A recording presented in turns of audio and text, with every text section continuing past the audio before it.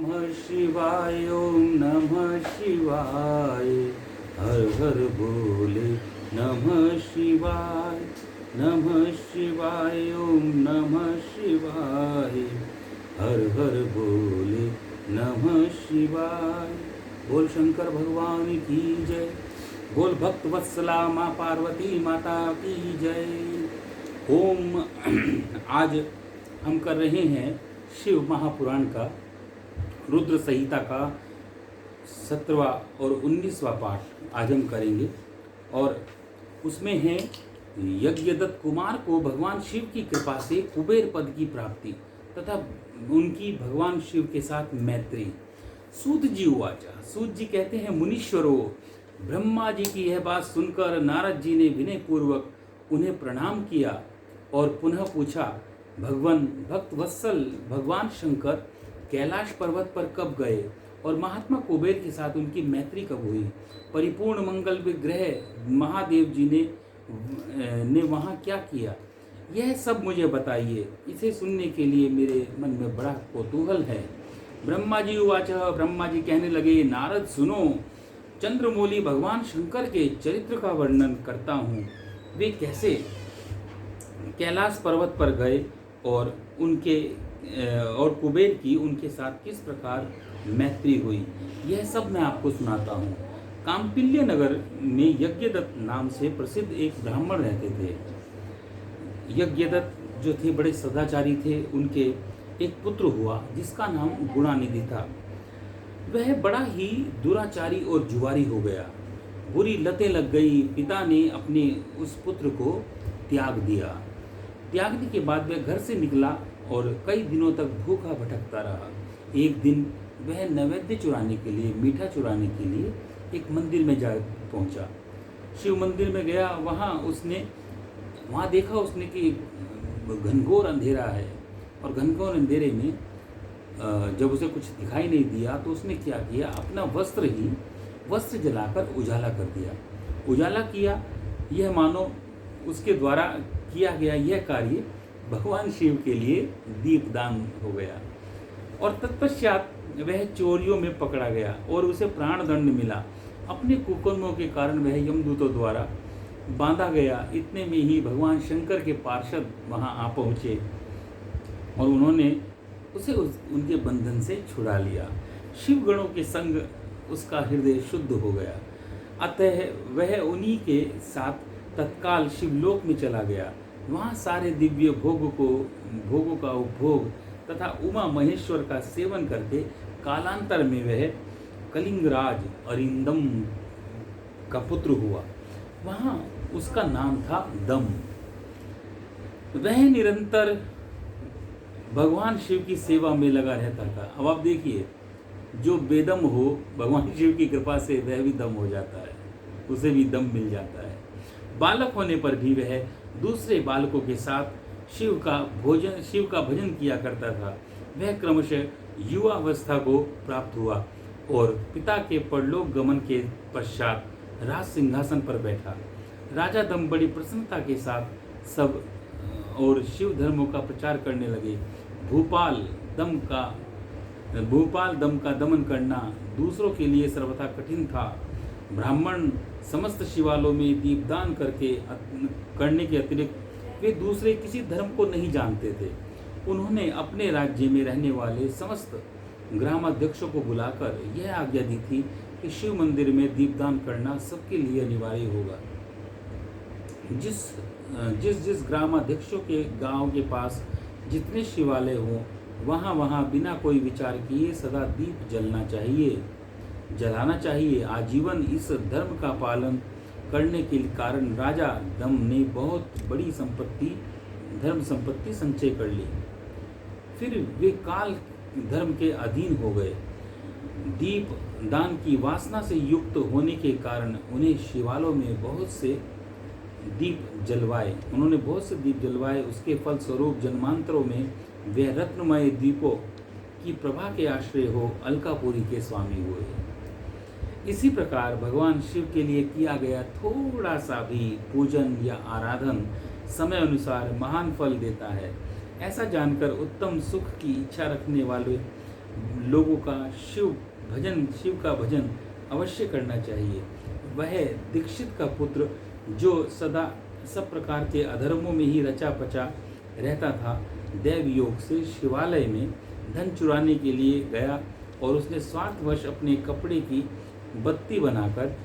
कपड़े को दीपक की बत्ती बनाकर उसके प्रकाश से शिवलिंग के ऊपर का अंधेरा दूर कर दिया। इस सत्कर्म के फलस्वरूप वह कलिंग देश का राजा हुआ और धर्म में उसका अनुराग हो गया। फिर दीप की वासना का उदय होने से शिवालयों में दीप जलाकर उसने यह दिक्पाल का पद पा लिया। मुनीश्वरों, देखो तो सही, कहाँ उसका वह कर्म और कहाँ दिक्पाल की पदवी। जिसका यह मानव धर्म प्राणी इस समय यहाँ उपभोग कर रहा है, तात यह बात तो उसके ऊपर शिव के संतुष्ट होने की बात बताई गई है। जब शिव संतुष्ट हो जाएं, शिव छोटी सी भक्ति से भी प्रसन्न होने वाले हैं, इसलिए उनको आशुतोष कहा गया है। आशु माने शीघ्र, तोष माने प्रसन्न होने वाले। अब एक चित्त होकर यह सुनो कि किस प्रकार सदा के लिए उसकी भगवान शिव के साथ मित्रता हो गई। मैं इस प्रसंग का वर्णन भी तुमसे करूंगा। ब्रह्मा जी बोले, नारद, पहले के पाद्मकल्प की बात है। मुझ ब्रह्मा के मानस पुत्र पुलत्स्य से विश्रवा का जन्म हुआ और विश्रवा के पुत्र वैश्रवण कुबेर हुए। उन्होंने पूर्व काल में अत्यंत उग्र तपस्या के द्वारा त्रिनेत्रधारी भगवान शिव की आराधना करके विश्वकर्मा की बनाई हुई अलकापुरी का उपभोग किया। जब वह कल्प व्यतीत हो गया और मेघ वाहन कल्प आरंभ हुआ, उस समय वह यज्ञदत्त का पुत्र जो प्रकाश का दान करने वाला था, कुबेर के रूप में अत्यंत दुस्सह तपस्या करने लगा। दीप दान मात्र से मिलने वाली शिव भक्ति के प्रभाव को जानकर वह शिव की चित्त प्रकाशिका काशीपुरी में गया और अपने चित्त रूपी रत्नमय प्रदीपों से 11 एवं स्नेह से 11 रुद्रों को उद्बोधित करके अनन्य भक्ति एवं स्नेह से संपन्न हो वह तन्मयता पूर्वक शिव के ध्यान में मग्न हो निश्चल भाव से बैठ गया। जो शिव की एकता का महान पात्र है, तप रूपी अग्नि से बड़ा हुआ काम, क्रोध, महाविघ्न रूपी पतंगों के आघात से शून्य है, प्राण निरोध रूपी वायु शून्य स्थान में निश्चल भाव से प्रकाशित है, निर्मल दृष्टि के कारण स्वरूप से भी निर्मल है तथा सद्भाव रूपी पुष्पों से जिसकी पूजा की गई है। ऐसे शिवलिंग की प्रतिष्ठा करके वह तब तक तपस्या में लगा रहा जब तक उसके शरीर में केवल अस्थि और चर्म मात्र ही अवशिष्ट नहीं रह गए। इस प्रकार उसने 10,000 वर्षों तक तपस्या की। तदंतर विशालाक्षी पार्वती देवी के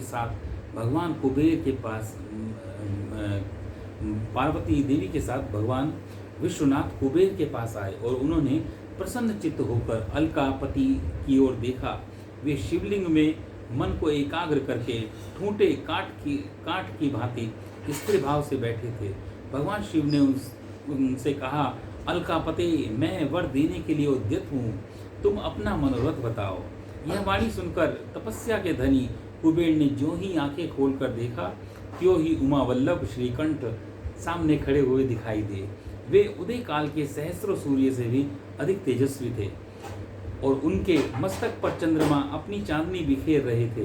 भगवान शंकर के तेज से उनकी आंखें चुंधिया गई, उनका तेज प्रतिहत हो गया और वे नेत्र बंद करके मनोरथ से भी परे विराजमान देव देवेश्वर शिव से बोले, नाथ, मेरे नेत्रों को वह दृष्टि दीजिए जिससे मैं आपको देख सकूं, आपके चरणारविंदों का दर्शन कर सकूं। स्वामिन, आपका प्रत्यक्ष दर्शन हो, यही मेरे लिए सबसे बड़ा वर है। ईश, दूसरे किसी वर से मेरा क्या प्रयोजन है। चंद्रशेखर, आपको नमस्कार है। कुबेर की यह बात सुनकर देवादिदेव उमापति ने अपनी हथेली से उनका स्पर्श करके उन्हें देखने की शक्ति प्रदान की। दृष्टि शक्ति मिल जाने पर यज्ञदत्त के उस पुत्र ने आंखें फाड़ कर वह उमा की ओर देखना आरंभ किया। वह मन ही मन सोचने लगा, भगवान शंकर के समीप यह सर्वांग सुंदरी कौन है? इसने कौन सा ऐसा तप किया है जो मेरी भी तपस्या से बढ़ गया है? यह रूप, यह प्रेम, यह सौभाग्य और यह असीम शोभा सभी अद्भुत है। वह ब्राह्मण कुमार बार बार यही कहने लगा। जब बार बार यही कहता हुआ वह क्रूर दृष्टि से उनकी ओर देखने लगा, तब वामा के अवलोकन से उनकी बाईं आंख फूट गई। तदंतर देवी पार्वती ने महादेव जी से कहा, प्रभु यह दुष्ट तपस्वी बार बार मेरी ओर देखकर क्या बक रहा है? आप मेरी तपस्या के तेज को प्रकट कीजिए। देवी की यह बात सुनकर भगवान शिव ने हंसते हुए उनसे कहा, उमे यह तुम्हारा पुत्र है। यह तुम्हें क्रूर दृष्टि से नहीं देखता, अभी तो तुम्हें तुम्हारी तपः संपत्ति का वर्णन कर रहा है। देवी से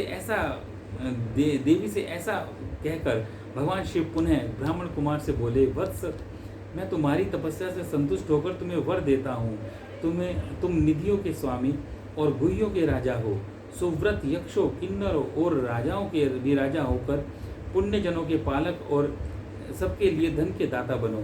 मेरे साथ तुम्हारी सदा मैत्री बनी रहेगी और मैं नित्य तुम्हारे निकट निवास करूंगा। मित्र, तुम्हारी प्रीति बढ़ाने के लिए मैं अलका के पास ही रहूंगा।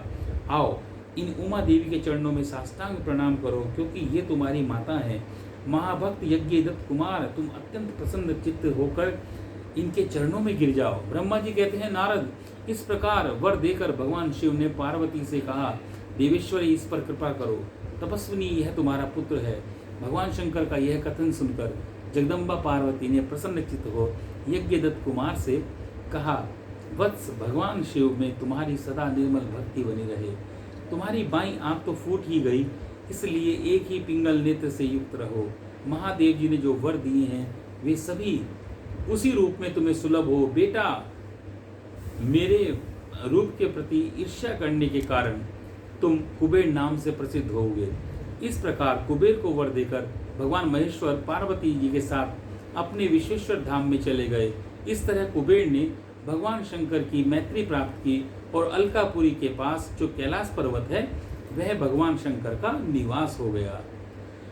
इति श्री रेवाखंडे शिव महापुराण महात्मय रुद्र संहिता अध्याय 17 एवं 17, 18, 19 आज ये पूर्ण हुआ। अब आगे जो होगा भगवान शिव का कैलाश पर्वत पर गमन तथा सृष्टि खंड का उपसंहार, इसके साथ मिलेंगे। इस अध्याय का सेवन करेंगे हम कल। आज हमें आज्ञा दीजिए।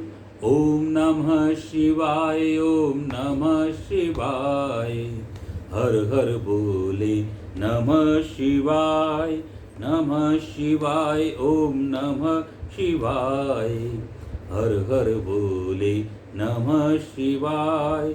विश्वेश्वराय शिव विश्वेश्वराय, हर हर बोले नमः शिवाय, नमः शिवाय, ओम नमः शिवाय, हर हर बोले नमः शिवाय। बोल शंकर भगवान की